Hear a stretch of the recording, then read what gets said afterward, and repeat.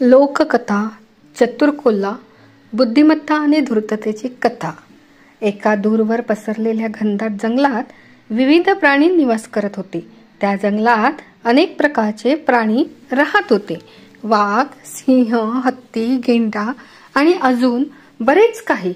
पण त्या जंगलातील सर्वात प्रसिद्ध प्राणी होता कोल्हा। त्याचे नाव चतुर होते। चतुर कोल्हा आपल्या चातुर्याने आणि धूर्ततेने इतर प्राण्यांना फसवायचा। त्यामुळे त्याचा आदर आणि भीती दोन्ही वाटायची। चतुर खूप हुशार होता, पण तो नेहमीच आपल्या धूर्त विचारांमुळे अडचणीत यायचा। एके दिवशी त्याच्या मनात एक कल्पना आली। तो जंगलातील इतर प्राण्यांना मूर्ख बनवून काही मोठे घबाड मिळवू शकतो का? त्याने ठरवले की यावेळी सिंह, जो जंगलाचा राजा होता, त्यालाच फसवायचे। कारण सिंहाला फसवणे म्हणजे मोठी प्रतिष्ठेची गोष्ट होती। चतुर नेहमीच शिकार करताना सिंहाचे निरीक्षण करायचा। एके दिवशी त्याने पाहिले की सिंहाला एक मोठा प्राणी मिळाला आहे आणि तो खूप समाधानी आहे।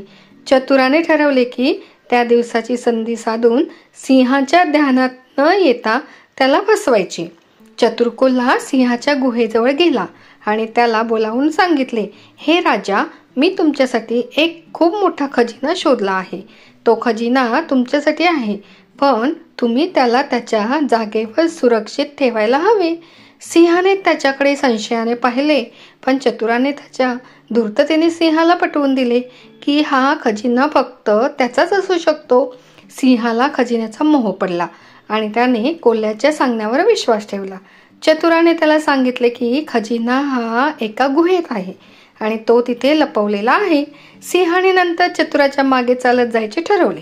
चतुर कोल्हा सिंहाला एका दूरवरच्या गुहेकडे नेले, जी खरोखरच खोल होती। गुहेच्या आत शिरताना सिंहाने विचारले, खजिना कुठे आहे?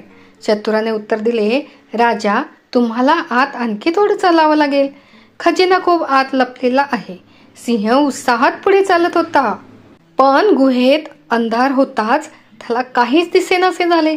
चतुरने तेव्हा आपल्या चातुर्याचा वापर करून बाहेर पळ काढला आणि गुहेच्या बाहेर दगड ठेवून सिंहाला आत बंद केले। सिंह आत अडकला आणि खूप चिडला। त्याला आपली चूक कळली, पण आता खूप उशीर झाला होता। चतुर कोल्हा त्याच्या चातुर्यामुळे सर्वत्र प्रसिद्ध झाला, पण त्याची धूर्तता आणि लबाडी काही काळानंतर उघड झाली। इतर प्राण्यांना त्याच्या धूर्ततेचे भान आले आणि हळूहळू सगळे त्याच्या विरोधात गेले। इतर प्राण्यांनी ठरवले की त्यांनी आता कोल्ह्याच्या कोणत्याही युक्तीला बळी पडू नये। अखेरीस चतुर कोल्हा एकटा पडला आणि त्याला समजले की धूर्ततेने मिळवलेली यशस्वीता क्षणिक असते, पण प्रामाणिकपणा आणि सहकार्याने जिंकलेले विश्वास कायमस्वरूपी टिकतो। तर मग मित्रांनो, या कथेचं तात्पर्य काय आहे? या कथेतून आपल्याला कोणती शिकवण मिळते? ही कथा आपल्याला शिकवते की चातुर्य आणि धूर्ततेचा वापर करून आपण काही काळ यशस्वी होऊ शकतो, पण त्या यशाचा अंत फक्त अडचणीतच होतो। प्रामाणिकपणा, कष्ट आणि विश्वास यावर आधारलेली यशस्वीता टिकवायला अधिक महत्त्वाची असते।